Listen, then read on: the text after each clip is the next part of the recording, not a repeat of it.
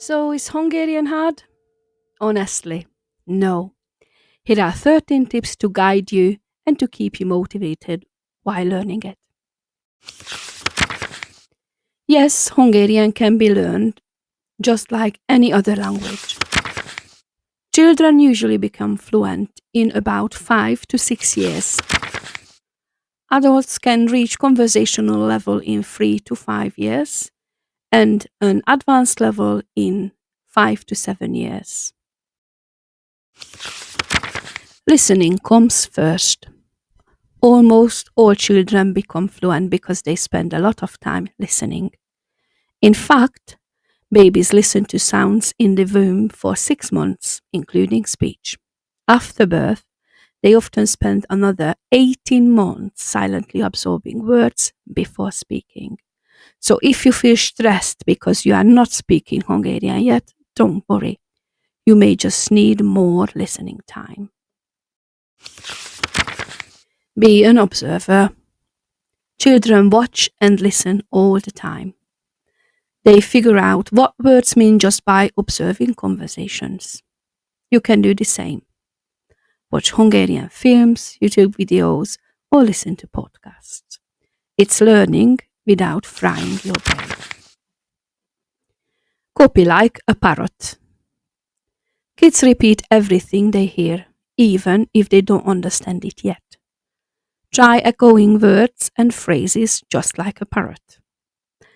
It may feel silly at first, but it builds your confidence and helps you speak more naturally. Repeat to remember. Children repeat new words every day, which helps move them into long-term memory. Without repetition, we forget almost half of what we learn in just a day. So don't skip review. It's essential. Self-talk is a powerful part of language development. At first, commenting in the third person on what people may see, hear, or observe, like the phone is ringing, csöng a telefon, or she is walking, sétál.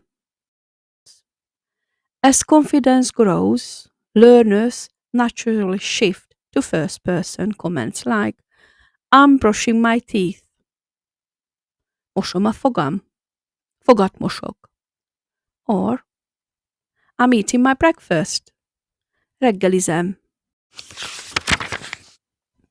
Speaking to others, even with mistakes, is essential for building confidence and overcoming the fear of using a new language. It creates real communication opportunities where learners can receive feedback and naturally adjust their speech. Children love asking millions of questions every day. It's how they explore and learn about the world around them. Hungarian language learners can follow this natural path by practicing questions, words like ki, mit, kit, mit, milyen, hogyan, mikor. Join Hungarian language learning groups or communities on social media and don't be shy. Ask questions, start discussions, and watch your skills grow. Self-discovery is a key part of language learning because it helps you get unstuck by allowing you to explore the language through topics that truly interest you. When you are curious and personally involved, your brain becomes more engaged, making it easier to understand and remember new words and structures. This personalized, interest-driven learning is not only more enjoyable, but also far more effective. The brain plays a natural guiding role in language learning by focusing first on simple, easy to process patterns before gradually moving toward more complex structures. It often asks quiet questions like, how do I say this? And when you listen and search for the answers, you are following your brain's most effective learning path. because your brain knows exactly what you need next to develop linguistically. Language learning always follows a natural sequence in the early stages, and this sequence is unique to each language. In Hungarian, this means you should first focus on mastering vowels, consonants, and syllables, nouns, verbs, and articles to build simple and later complex sentences. Jumping into conjugation tables too early can disrupt this natural flow and make the learning process harder than it needs to be. In another video, I will explain in detail why this sequence is so important and how it supports long-term success. Looking back at this long learning process, can you identify any phases you might have missed? For example, if you didn't spend enough time working on your vowels, you might have developed a strong, undesirable accent that makes you sound awkward.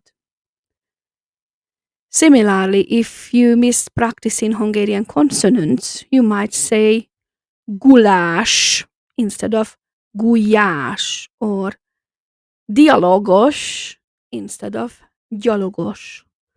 These small but important sounds make a big difference. Also, if you didn't start learning verbs in the third person present tense, the dictionary form, you might not realize that Hungarian verbs come in two categories: those with ik endings and those without it, which are conjugated differently. If this video helped you in any way, please leave a comment and be sure to check out my channel for more helpful tips and information.